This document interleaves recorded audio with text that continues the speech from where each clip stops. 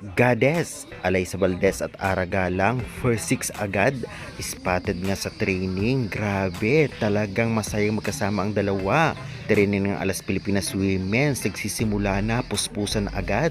Gulat ang lahat sa lakas ng Gades, Valdez at Galang. Grabe ito. At syempre, pag-uusapan natin lahat yan this video. Kaya before that guys, please naman, huwag niyo kalimutan mag-like, comment, and subscribe. And pa-hit the notification bell for more PVL UAAP volleyball updates dito sa Pilipinas. Maraming salamat sa support.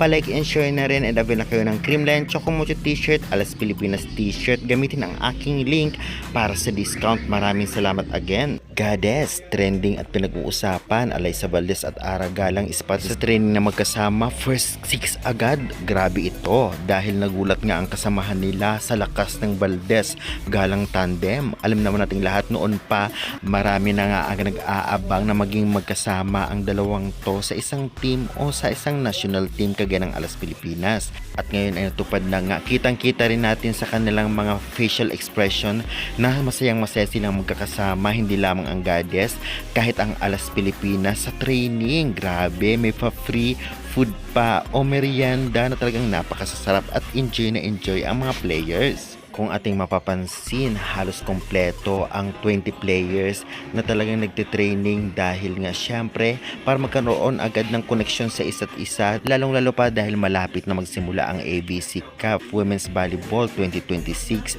na magaganap ngayong June 6 hanggang June 14, 2026. Makikita nga natin sa training na parang magkakampi ang Gades at nagkamayan pa ito.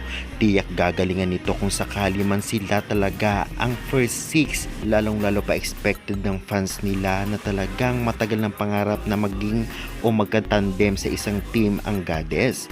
Kaya naman syempre bilang player sa pinapangarap nga ng fans sa magkasama ay tiyak na gagalawin nila ang lahat para naman maibigay ang best nila para sa international game na ito. Malay natin, makita natin na ang paghahalimaw ng Galang Valdez noon sa UAAP ay magamit ulit ngayon bilang veterans player at grabe yung experience. Kaya guys, anong say nyo? Pa-comment nga, pa-subscribe for more volleyball updates.